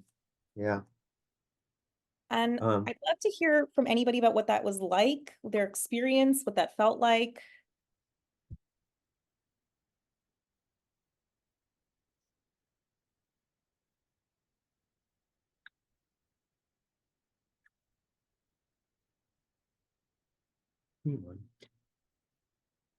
And if I may, Jackie, for others, you can use this, put this in your toolbox. I think I really appreciated Jackie sharing the Tonglen. I oftentimes, if I'm coming into my work, when I have my sessions coming up, if I know I've had a bad day or a hard day, I'll try to do something to ground myself before I go and start seeing folks and working with folks. So this and or others that you may use to be able to sort of get yourself in that place where you can be there, attuned, listening. I just want to say from my own point of view, I'm somebody who, like, and I'm sure maybe other people can relate to this, like, I know I should do mindfulness more, but I don't, kind of thing. And I feel like that's probably true of a lot of people. And I find it sometimes hard to just like take the time and sit with this. What I like about this practice is that it can be used in very specific moments when we're feeling that sort of like, I don't know what to do. And that's the time where I'm sort of like, I wish I had a mindfulness practice. And this is the kind of thing that I feel like it feels immediately helpful because you feel like you're actively doing something in a moment where you actually can't do anything, right? Your presence has to be enough for a lot of the time. And it can be hard for that to feel real. And this, for me at least, I've found this helpful because it makes it feel a little bit more active. In those situations where I feel like I'm just sitting in that dark space with someone. I learned this in a compassion class where a lot of the people who were in the class were people who were working with like folks in end of life care. And so it's sort of like that sort of, you know, in those moments where you literally are not, you're there to just like be in that darkness with somebody. So it's those kinds of things that can be very helpful. It's also like for grief, things like that can be sort of very helpful. Okay. It's so interesting, Jack. I just want to mention real quick that you mentioned that end of life work, which can oftentimes be really hard work. So we talk about working with people, end of life work can be really difficult. And as I mentioned, that brief exercise to, you know, kind of be in touch with what's going on inside you, what emotions are coming up, what assumptions are coming up.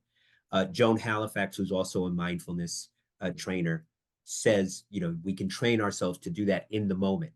I think doing something like Tonglen is something I would probably do before a session to get in that place. You could also use it during, but what do you do, you know, sort of that quick check-in with yourself can be really critical in the moment as you're working with folks. Yeah, that's for sure. So I know that we only have like another like 10-15 minutes before we're ending for the day. I want to we have two more strategies we're going to go through really quickly. The first one is focus. The next one is going to be, we're going to talk about focusing on strengths. And then we're going to talk about getting curious. So in terms of focusing on strengths, Jim, I don't know. Oh, here we go. Right. So we're going to talk about focusing on strengths. So there's a lot of ways that we can focus on strengths. I think one thing we're going to talk about in our next session is how we help the folks that we work with to reframe some of the things that they struggle with and find their strengths. But I think part of that, what we do first is we have to be able to find the strengths.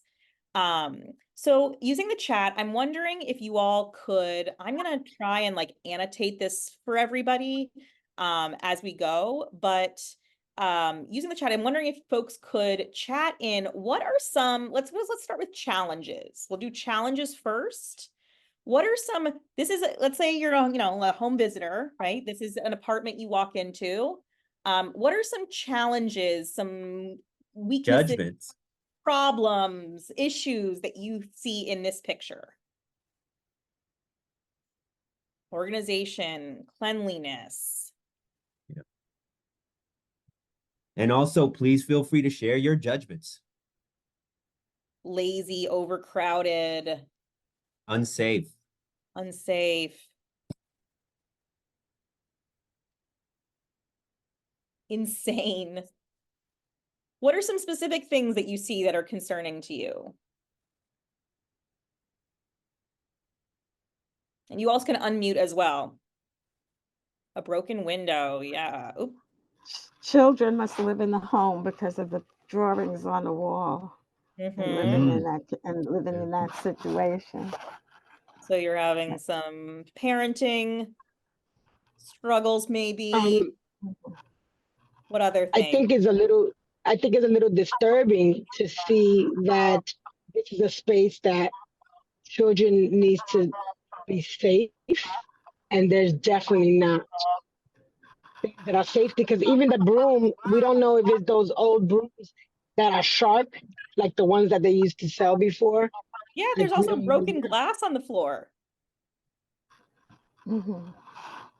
Yeah, for sure. Definitely. We don't know. Are there chemicals in that bucket? What else do we see? Any other things that are concerning? There's also some cleaning products that are just like lying around. I think food, I don't know how long that pizza's been there. Yeah. What if the kid gets sick? Yeah, for sure. Okay, let's now move to strengths, things that you see that are strengths in this picture.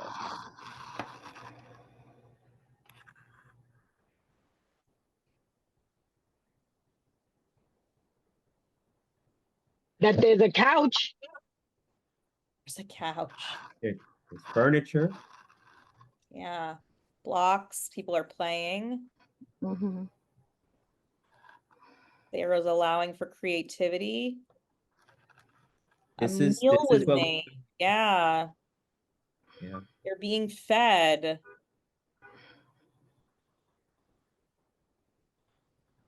Toys. There's a roof, food, books. There are clothes. Yeah. There are a lot of activities. They have a home.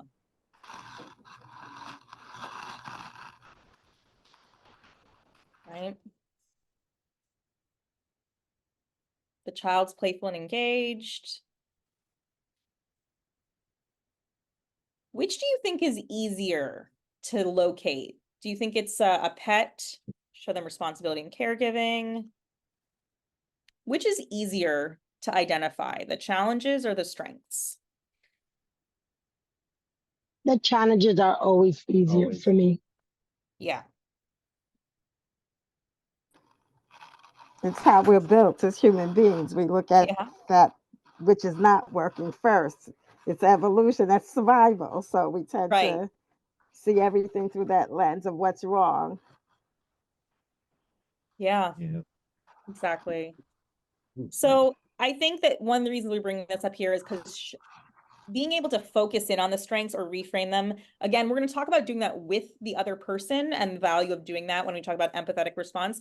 But part of what we have to do also is be able to reframe things internally for ourselves so that we help to see the coping that is going on, that we can help to see.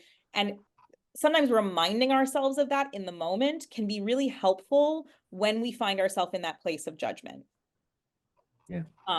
The other thing we can remind ourselves of is of a lot of, again, being those expressing that curiosity about what happened to this person as opposed to what's wrong with them. So we mentioned that. So the what's right with you, again, was the what's happened to you and what's right with you. The what's right with you, part of that is that focusing on strengths. We also can get curious about where the behavior comes from. We can think about what patterns are emerging, right? What am I noticing about what this person's telling me? What pattern does it maybe indicate? We can think about what feelings is this person experiencing? how have they been coping with their experience? What strengths, again, are they demonstrating? So taking that frame of curiosity when we notice that we're getting into that place of judgment and asking a question and thinking, okay, what questions can I ask myself or be curious about or listen for, can be really helpful to get us out of that place of judgment. In some ways, curiosity is the antidote to judgment in some ways. It's also important that we build practices of doing this regularly. So like we were saying, like doing this during prep, or when you're processing, but also building it potentially into supervision. So if you are a supervisor, even, maybe you can do this with your supervisees. If you are not a supervisor, doing this with your supervisor. Also, creating opportunities for case consultation, and just, there may be other strategies, right? Having a buddy that you talk about these kinds of things with, or creating a space in your case notes for some of these reflections of like, what judgments came up for me. It is going to be hard for us to stay out of judgment. And so building in sort of those continuous practices to help it to flex that muscle. Great. So, in our next session, we're going to be talking about sort of the empathetic response, right? So in the conversation, we have a couple things. So today we talked about creating safety, right? So how do I create the conditions for someone to feel safe in the room? And then we talked a lot about our internal processes, like how do I internally stay out of judgment? The next time we meet, we're going to be talking about what does that look like for what I say and do back to that person, right? Some of what we talked about were actions, but a lot of this is going to be like, how do I communicate that non-judgment, and how do I communicate in ways that are empathetic to that person? So we're going to sort of be talking about how do I take this, how do I internalize it, and then how do I put it back out? And these are all iterative, right? Like they all impact one another. So, the empathic response affects safety, and judgment affects safety, as well as the empathetic response. So these things are all related, but we just wanted to give you this sort of, to help us contextualize these three things, these three elements that we, are going to be talking about and have been talking about. Leslie, just really quick, Leslie, just in the interest of time, and I think we do have time, Jackie, but just in case, if anyone has to leave a little bit early, Leslie, if you can put the survey in the chat. Yes. We're going to give folks time to complete it, but in case you have to, please, before you leave, complete the survey for us. We're not ending yet, but if anyone does have to leave a little bit early, please make sure you complete that. We have a Go ahead, couple more Jackie. minutes, but I think that this is the right time to do this. Yeah. So we're going to do the survey. And as you're doing the survey, if you all could start thinking about your nuggets for us to record for next time. And so then it'll help us to be more equally more efficient when we come back. But let's take, of the 3 minutes we have left, let's take 2 of them to click on the link in the chat to fill out the feedback form. And then, when you all come back. Yep. Perfect, Jackie. And Jim, so yeah, please complete the survey, and then we'll come back. And Jim, I need you to stop sharing your screen for a second. Okay, no problem.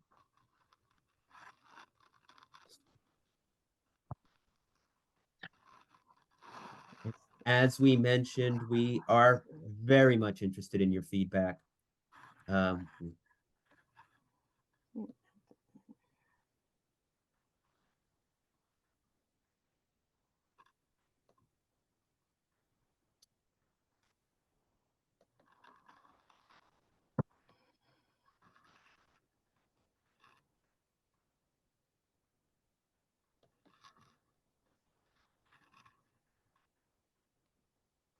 And just a reminder for folks, don't want to interrupt too much, please complete the survey. Just a reminder for folks, our next meeting is going to be in 2 weeks, not next week. We were going to do every week, but next week we know is spring break for a lot of folks. So.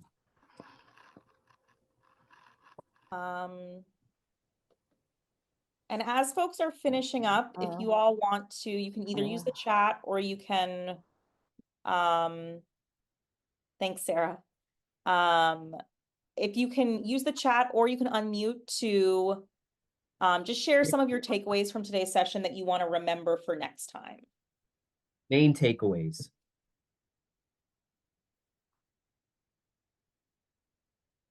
Thank you, folks. Thanks, No Holly. work. Take care, Holly. Take care, Sarah. Please get us the feedback. But yeah, but while we're doing that, takeaways. Please feel free to shout them out, chat them in.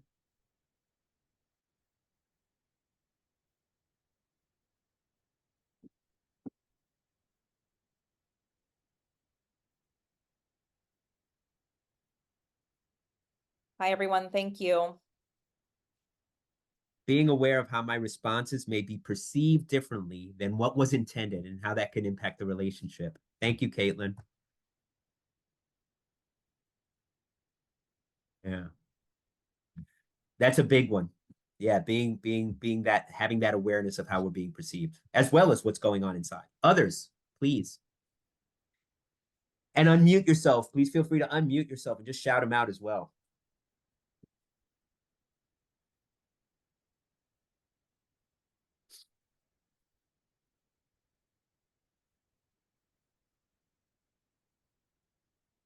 Space to think about transforming first reactions into useful interventions. Yeah. You know, I love the way you frame that too, Anna, because yeah, that reaction that we're having is also useful information for us.